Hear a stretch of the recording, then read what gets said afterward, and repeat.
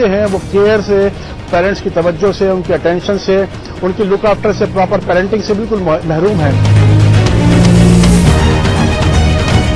ये सारे severe problem उन फैमिलीज के बच्चों की जिनके पेरेंट्स के लेवल पे इश्यूज हैं। और सबसे जो आखिरी अहम बात है वो ये कि सेक्सुअल अर्ज उनके अंदर गैर मामूली ज्यादा हो गई। अच्छा,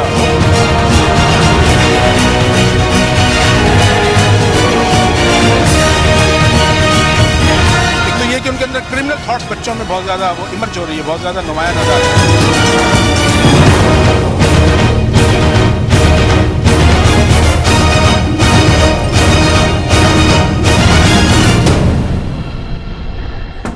जी बिस्मिल्लाहिर्रहमानिर्रहीम, अस्सलाम वालेकुम। मैं हूं बिलाल अहमद। उम्मीद है आप सब खैरियत से होंगे। दुआ, ज़हरा और निम्रा काज़मी को लेकर हर वो पेरेंट जिनकी बच्चियां 13 से 18 साल हैं वो फिक्रमंद है कि कहीं कोई उनकी बेटी को अगवा या पसंद की शादी में उलझा कर साथ तो नहीं ले जाएगा। और बहुत सारे वाक़यात न सिर्फ कराची में बल्कि पूरे पाकिस्तान में देखने को मिल रहे हैं कि कम उम्री में लड़कियां अपनी मर्जी से शादियां कर रही हैं और वालिदैन इस सिलसिले में बहुत फिक्रमंद हैं। आज मैंने दावत दी है असदुद्दीन को, जो कि बच्चों की तरबियत परवरिश के साथ साथ जो फैमिली यानी कि ख़ानदानी निज़ाम के हवाले से बहुत अच्छी एक रिसर्च भी कर चुके हैं। उनसे समझने की कोशिश करते हैं कि असल वजूहात पाकिस्तानी माशरे में कौन सी हैं जिसकी वजह से माजी के मुकाबले में हाल ही के अंदर इन वाक़यात में बहुत तेज़ी के साथ इजाफा देखने में आया है। जी अस्सलाम वालेकुम असद साहब, कैसे हैं आप? वालेकुम सलाम, अल्हम्दुलिल्लाह बिल्कुल ठीक ठाक। असद भाई, थोड़ा सा बताएं अपने बारे में। आप एक रिसर्च भी कर चुके हैं और फिर आएंगे कि इस मौजू की जानिब कि ये जो वाक़यात इन दिनों हर दूसरे तीसरे थाने के अंदर बच्ची के अगवा और फिर 1-2 हफ्ते के बाद पता चलता है कि जी बच्ची ने पसंद की शादी की है और वो कोर्ट में आकर स्टेटमेंट दे देती है। इसकी क्या वजूहात है? कौन कौन से आपने इसके खाने बनाए हैं या शोबाजात बनाए हैं? अच्छा देखिए जी, इसमें हमने बच्चों की जो रवैयों के हवाले और उनकी आदतों और उनकी जो जिनकी आदतों और रूटीन की तब्दीलियों के हवाले से हमने जो रिसर्च की है 7वीं जमात से लेके फर्स्ट ईयर तक के बच्चों के ऊपर रिसर्च है, यानी कि आप इसको यानी कम उम्र बच्चे कह लीजिए। और इसके अंदर हमने इनके 7वीं से इंटर तक के बच्चों के ऊपर, जिसमें बच्चे बच्चियां दोनों शामिल हैं। और इसके अंदर हमने 3 मुख्तलिफ माशरती दर्जाबंदी की है, लोअर मिडिल क्लास और अपर क्लास। ठीक है। और इसके अंदर हमने कराची की कुछ 14 मुख्तलिफ इलाकों से 2500 बच्चों का डेटा जमा किया, जिसमें उनकी रवैयों को, उनकी आदतों को और उनकी रोज़मर्रा मामूलात और सरगर्मियों को हमने ऑब्ज़र्व किया। तो उसके अंदर हमें समझ में आया कि बच्चे और उनके रवैयों के अंदर खासी तब्दीलियाँ आ रही हैं और खासी ख़तरनाक हद तक की जो इस तरह की चीज़ें हैं जो कि नहीं होनी चाहिए, अब उनके रवैयों में पैदा हो गई हैं। उनके सोच और ख़यालात के अंदर एक तरीके से बगावत पैदा हो रही है, मुजरिमाना जहनियत बड़ी तेज़ी से फ़रोग़ पा रही है और जिनसी सरगर्मियों की तरफ से उनका झुकाव, और उनके रुझान में गैरमामूली। ये आप 7 टू क्लास 7वीं से लेकर फर्स्ट ईयर तक के बच्चों की। अच्छा, उनमें ये सब चीज़, ये जिनसी जिनसी रुझान में शिद्दत, नशे के इस्तेमाल में इजाफा, मुजरिमाना सरगर्मियां। अब थोड़ा सा बताएं कि कौन कौन सी कैटेगरी है? लोअर क्लास है, मिडिल क्लास, अपर क्लास, और इसके पीछे फिर खानदानी वजूहात बताएं। जी, इसके अंदर लोअर मिडिल क्लास और अपर मिडिल क्लास के बच्चे बच्चियां दोनों शामिल हैं। दोनों यानी कि तीनों शोब? जी तीनों दर्जे। हाँ, तीनों तबक़ात इसके अंदर जो सोसाइटी में आमतौर पे मौजूद होते हैं, वो तीनों के अंदर ये मसाइल, ये सूरत हाल मौजूद है। शक्ल का फ़र्क है लेकिन मसाइल मुश्तरक हैं। यानी कि इसको आप ये नहीं कह सकते कि आपकी गुर्बत है और गुर्बत की वजूहात की बुनियाद पर हो सकता नहीं, ऐसा नहीं है। माशरती तबक़ाती फ़र्क अपनी जगह पे, लेकिन मसला तकरीबन तमाम क्लासेस में, तमाम तबक़ात में मौजूद है। शक्ल का फ़र्क सिर्फ शक्ल का है। ठीक है, तो इसकी वजूहात के ऊपर आ जाते हैं। आप थोड़ी सी वजूहात बताएं कि इसकी बुनियादी वजूहात क्या है? ये जो आपने इसकी वजूहात के हवाले से मैं अर्ज़ करता चलूँ, जो सबसे पहले आपने बात की कि बच्चे और बच्चियाँ अगवा हो रहे हैं, ये हो भी रहा है और इसके हवाले से तासुर पाया भी जाता है। ये बात बिल्कुल दुरुस्त है, लेकिन मैं इसकी एक और चीज़ की निशानदही करता चलूँ कि जो बच्चे और बच्चियाँ हमारे अगवा हो रहे हैं, ये किसी ग्रोह या गैंग के हाथों नहीं, बल्कि ये टेक्नोलॉजी के हाथों बहुत हद तक अगवा हो चुके हैं। आज की टेक्नोलॉजी बच्चों को अपनी गिरफ्त में पूरी तरह ले चुकी है। वही उनके उस्ताद भी बन चुका है, वही उनके वालिदैन का और पेरेंट का रोल भी अदा कर रहा है, वही उनकी तरबियत भी कर रहा है, वही उनको मालूमात भी फराहम कर रहा है, वही उनको नए नए काम और इक़दाम करने की तरकीबें भी सुझा रहा है और सिखा रहा है। कैसे? उसके अंदर मैं आपसे अर्ज़ करता हूँ कि जो वालिदैन और बच्चों के दरमियान जो एक फितरी क़ुर्बत और एक फ़ितरी जो आपस में एक दूसरे के साथ नज़दीकी का मामला होना चाहिए, वो मुख्तलिफ़ वजूहात की बुनियाद पर ख़ासा इसके अंदर फ़र्क और ख़ासा फ़ासला आ चुका है। बच्चे अपने वालिदैन की सोच, ख़यालात, जज्बात और एहसासात से लाइल्म हैं। बिल्कुल ठीक इसी तरह से वालिदैन भी अपने बच्चों के साथ ख़ासे फ़ासले पर हैं। उन्हें इल्म नहीं है कि बच्चों के क्या एहसासात हैं, उनकी क्या सोच है, उनकी उलझनें क्या हैं और क्या उनकी सूरत दरपेश असल है। में मैं थोड़ा सा बताऊँ, आज का पेरेंट भी यही समझता है कि अच्छी खुराक, अच्छी तालीम, अच्छा माहौल और अच्छा घर, उसका इन्वायरमेंट दे देना, वो ये समझता है कि उसकी बुनियादी जिम्मेदारियाँ तो यहीं पर हैं। तो वो यही जिम्मेदारियाँ तो अदा कर रहा है, एक पेरेंट भी कर रहा है, वालिद भी कर रहा है, माँ भी कर रही है।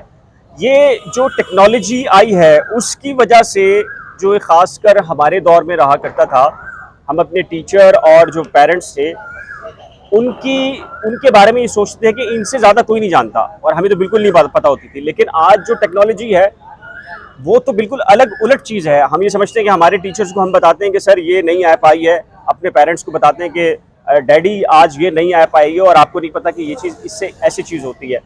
ये जो गैप आया है ज़हनी तौर पर, ये इसके बारे में थोड़ा सा बताएं। देखिए, 2 बातें हैं। पहली बात तो मैं अर्ज़ करता हूँ कि बच्चों की परवरिश एक अलग चीज़ है और बच्चों की तरबियत एक बिल्कुल मुख्तलिफ चीज़ है। हमारे यहाँ दोनों के फ़र्क को गटमट कर दिया गया है। हमारे यहाँ परवरिश को भी तरबियत समझा तरबियत जाता का है। हिस्सा था। परवरिश को भी तरबियत समझा जाता है। देखिए, परवरिश और पालना पोसना जानवर भी अपने बच्चों का बहुत अच्छी तरह बहुत खूब कर लेता है, लेकिन तरबियत एक उससे कहीं आगे की चीज़ है और ये बहुत ही नाजुक, हिस्सास और बहुत ही वक्त तलब, मेहनत तलब और क़ुरबानी तलब काम है। आजकल बदकिस्मती ये है कि वालिदैन आराम तलब और सहल पसंद हो गए, जिसकी वजह से वो बच्चे के बदलते हुए जज्बात, उसकी जो जिस्मानी ज़रूरियात, उसकी ज़हनी ज़रूरियात, उसकी जज्बाती ज़रूरियात से नावाकिफ़ है। उसकी वजह से उस फासले को उस खला को पुर किया है टेक्नोलॉजी ने। बच्चे की बात सुनने के लिए, उसके एहसासात को समझने के लिए, उसके जज्बात को समझने के लिए वालिदैन के पास ना वक्त है, ना वो ज़हनी इस्तेदाद है। नतीजतन बच्चे को अपने हम ख़याल, अपने ज़हनी सतह के मुताबिक दोस्त बनाने के लिए जो आज टेक्नोलॉजी है, बहुत मुफीद और बहुत ही मौसर, ये समझिए कि तरीक़ाकार एक रास्ता बन चुका है। उसकी वजह से दूसरी एक और बात मैं आपसे अर्ज़ करता हूँ कि जो आजकल के जो वालिदैन हैं, वो लाशऊरी या अनजानेपन के अंदर एक बहुत बड़ी गलती ये करते हैं कि वो बच्चों को अपने ही वक्त का बच्चा समझते हैं। एग्जैक्टली यही बिल्कुल हमारे साथ भी होता है। और वो अपने आप को अपने वालिदैन की जगह रख कर, हालांकि उस दौरान बहुत सारी चीज़ें तब्दील हो चुकी होती हैं, बहुत सारी चीज़ें बदल चुकी होती हैं, बहुत सारी चीज़ें बिल्कुल तब्दील होने के बाद एक नई शक्ल इख्तियार कर चुकी होती है। लेकिन वालिदैन ये समझते हैं कि जैसे हमारे वालिदैन ने हमारे वालिदैन के साथ किया था, और उसी तरह से हम अपने बच्चों के साथ करते हैं। लेकिन इस दौरान सारा यानी कि बहुत कुछ बदल चुका होता है और इस तब्दीली को वो नज़रअंदाज करते हैं, जिसकी वजह से बच्चों और उनके दरमियान एक ख़ास फासला आता है। बच्चे अपनी बात कह नहीं पाते, अपनी बात समझा नहीं पाते। इस वजह से यूँ समझ लीजिए कि बेचैनी है और एक खामोश उलझन है जो बच्चों को दरपेश है। अच्छा, ये बताएं कि आपने जैसे कहा कि आपकी जो रिसर्च है और आपने इतने बच्चों के ऊपर रिसर्च की है, ये 7 से 9 तक या 10 तक, या जो आप कह रहे हैं इंटर की क्लासेस तक, ये बच्चों में सेक्सुअल एक्टिविटीज क्यों, इसकी वजूहत क्या है? और यही वजह शायद लगती है कि कम उम्र में जो शादी का रुझान और घरों से भागकर शादी के मामलात हैं, इसके पीछे टेक्नोलॉजी ही है या फिर पेरेंट्स का भी किरदार कहीं ना कहीं बनता है? जी, बहुत अहम सवाल किया आपने।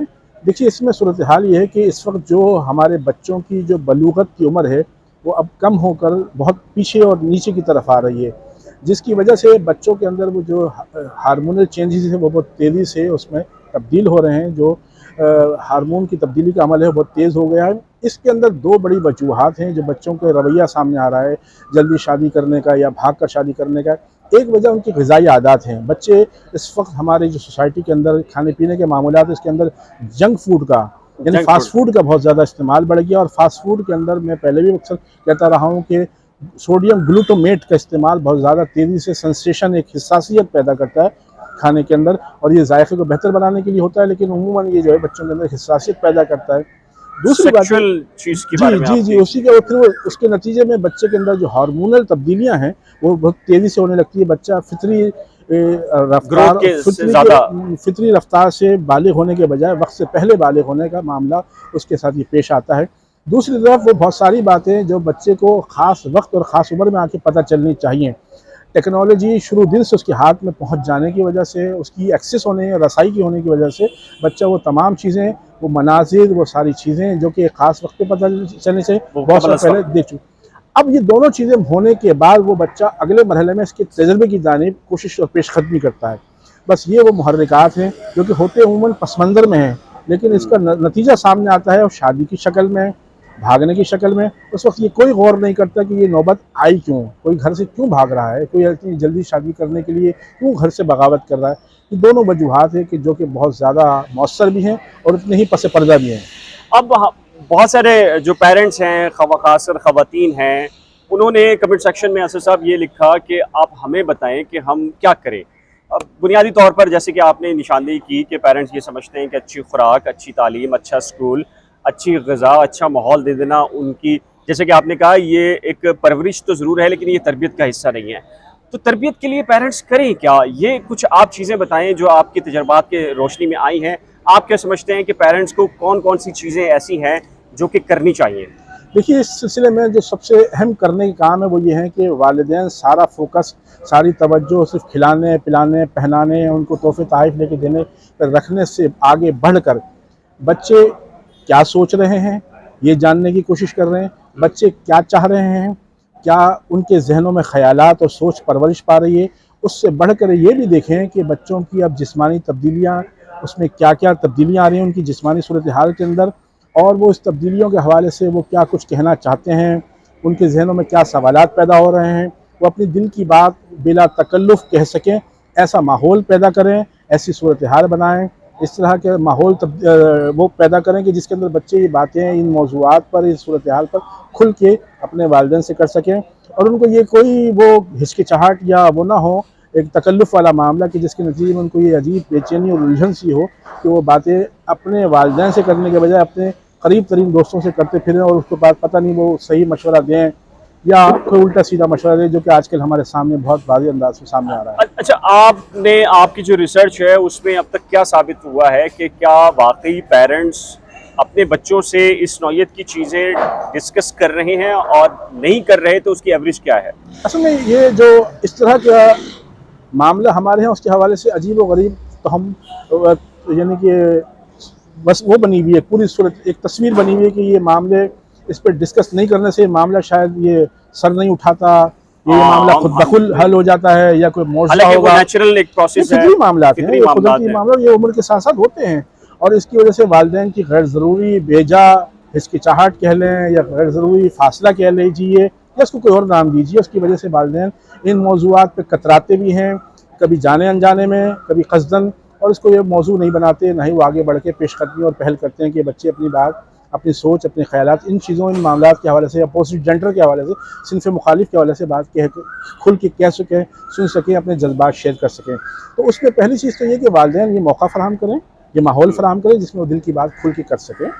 और इसके साथ साथ दूसरी बात ये है कि लान तान करना, शर्मिंदा करना, उनको शर्म दिलाना, उनको तंज करना, ये ताने देना, ये आग भड़काने, बागी करने, अपने आप से मुतनफ़र करने के मुतरादिफ हैं। ये खौफनाक काम से वालिदैन जितना बचें उतना अच्छा है। अच्छा, अब ये आप बताएं कि आपके पास फैमिलीज़ भी आ रही हैं, आप काउंसलिंग भी कर रहे हैं, जिनकी बच्चियां अब घरों से भागकर शादी कर लें, तो उनके पास क्या ऑप्शंस होते हैं और आप क्या मशवरा देते हैं कि क्या करना चाहिए उनको? देखिए, ये सारा मामला मैं बारहा कहता रहा हूँ कि ये सब कुछ रातों रात नहीं होता, ये मरहलावार, धीरे धीरे, वक्त के साथ साथ बगावत की जज्बात, पहले सोच आती है, फिर ख्याल पैदा होता है, और उसके बाद आदमी इस सारे अपने इरादे को अमली जामा पहनाने के लिए सारी चीज़ें करता है, सारे इंतजाम करता है। वो वक्त और वो नौबत आने से पहले पहले वालिदैन अपने बच्चों के साथ वो फासले को ख़त्म करके अज खुद आगे बढ़ के बच्चों से इन मौज़ूआत पे उनकी राय मालूम कीजिए, उनकी राय पूछिए, उनकी सोच जानिए, और उसी दौरान आपको वाज़ेह अंदाज़ा हो जाएगा। मैं वालिदैन से ख़ास तौर पर ये कहूँगा कि वो बच्चों के कहने का इंतज़ार किए बगैर खुद आगे बढ़कर, जब बच्चों की उम्र 14-15 साल हो जाए, तो वो इन सब चीज़ों का कि उनकी कोई और दिलचस्पी, कोई और पसंद, कोई इस तरह के हवाले से बात हो, तो खुल के कहने की बात उनको मौका भी दीजिए और उनसे पूछिए, ताकि वो अगर कोई बात जहन में हो, दिल में हो, तो वो खुल के कह सके, और उनको ये एतमाद और भरोसा हो कि जो मेरे नज़दीक तरीन हैं वही मेरे सबसे बड़े मुखलिस भी हैं, वही मेरे लिए सबसे बड़े खैरख़्वाह भी हैं। जी असद साहब, बहुत शुक्रिया आपका। इंतहाई अहम नौयत की वो मालूमात जो यकीनी तौर पर अब ना सिर्फ पेरेंट्स को पता होना चाहिए, बल्कि भाई हो या बहन हो या जो भी रिलेटिव्स हो जिनकी बच्चियां या बच्चे भी शामिल हैं असद साहब। जब तक है ना सिर्फ ये बच्चियों के मामलात हैं बल्कि बच्चों के मामलात भी हैं, क्योंकि अगर लड़कियां गलत इकदाम उठाती हैं तो डेफिनेटली उस इकदाम में लड़के की रजामंदी भी बराह रास्त शामिल होती है। तो इन तमाम तर जो इश्यूज़ हैं जो सोसाइटी के अंदर इस वक्त पैदा हो चुके हैं, असद साहब ने बहुत अच्छी बात की है कि आप अगर अपने बच्चों को अच्छा खिला रहे हैं, अच्छी तालीम दे रहे हैं, अच्छा घर और स्कूल फराम कर रहे हैं, तो ये आपकी परवरिश का हिस्सा है, तरबियत का हिस्सा नहीं है। तरबियत के लिए आपको बराह रास्त अपने बच्चों से डायलॉग करना होगा, उनसे गुफ्तगू करनी होगी, उनकी पसंद और नापसंद को देख कर फैसले करने होंगे। उम्मीद है आज का ये व्लॉग आपके लिए इंतहाई अहम मालूमात फराहम करने का मामिल साबित हुआ होगा। इस व्लॉग के सिलसिले में आपकी कीमती राय क्या है? अपनी कीमती राय का इजहार नीचे दिए गए कमेंट सेक्शन में ज़रूर तहरीर कीजिएगा। एक नए व्लॉग के साथ जल्द मिलेंगे, लेकिन उससे पहले रिक्वेस्ट है कि अगर आपने मेरे यूट्यूब चैनल को अभी तक सब्सक्राइब नहीं किया तो बराह करम सब्सक्राइब, वीडियो को शेयर, लाइक और बेल आइकन को लाजिम प्रेस कीजिएगा। अल्लाह हाफ़िज़।